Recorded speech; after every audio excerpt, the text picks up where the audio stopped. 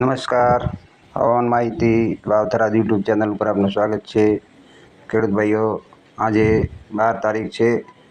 આજે અને કાલે હવામાન કેવું રહેશે એ વિશે થોડી માહિતી આપીએ.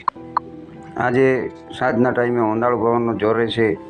અમુક થરાદ બાજુ છે, સાચોર બાજુ છે, આપણી બાજુ છે. અમુક જગ્યાએ કોઈક લોકલ એક્ટિવિટીથી સામાન્ય વરસાદ થવાની પણ આજે થોડી સંભાવના રહેલી છે.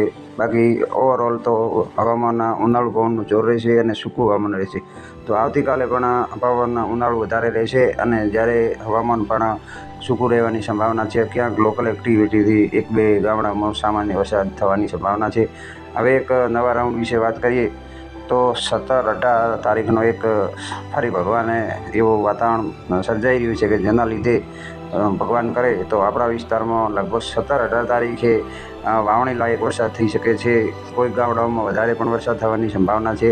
એટલે હવે થોડો 4 દિવસ પછી હવામાન બદલાવાનું છે અને ઉનાળુ પવન પણ 4 દિવસ પછી ઓછો થઈ શકે અને બફારો અને ગરમીનું પ્રમાણ વધશે 16 તારીખથી. અને 17 અને 18 તારીખની પૂરેપૂરી આ વખતે પણ સંભાવના છે. આપણા વિસ્તારમાં વાવ, થરાદ છે, સાચોર છે, આ બધા ગામડાઓમાં લગભગ વરસાદ થવાની શક્યતા છે. છેક બાકાસર સુધી પણ વરસાદ થવાની શક્યતા છે ખેડૂત ભાઈઓ.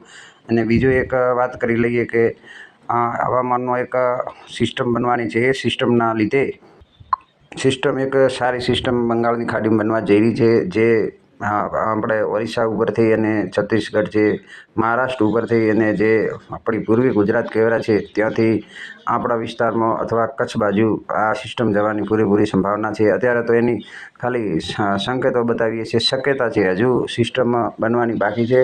એનું નિર્માણ 15 તારીખથી હવાનું હળવું દબાણ બનશે. એના પછી એ સિસ્ટમ કઈ દિશા તરફ જશે પણ લગભગ એનો ટ્રેક આપણી ગુજરાત ઉપર આવે એવી શક્યતા છે. એટલે ખેડૂત ભાઈઓ હવે 3 દિવસ પર આજે 12 તારીખ છે એટલે 14, 15 અને 16 અને 17 અને 18 તારીખે આ 3 દિવસ બાદ કરતાં હવામાનમાં જરૂર પલટો આવવાનો છે. અને લગભગ આ વખતે ભગવાન કરશે સારું તો આપણા વિસ્તારમાં વાવણી લાયક વરસાદ થઈ જશે એવી મને શક્યતા છે. પહેલાં જે આ બાકીનો રાઉન્ડ જે આ ગયો 9, 10 અને 11માં તેમાં મેં આપને જણાવ્યું હતું કે આપણા વિસ્તારમાં પણ આખા ગુજરાતમાં વરસાદ થઈ શકે છે પણ આપણા વાવ, થરાદ અને સાચોર પટ્ટામાં વરસાદ થવાની શક્યતા ઓછી છે.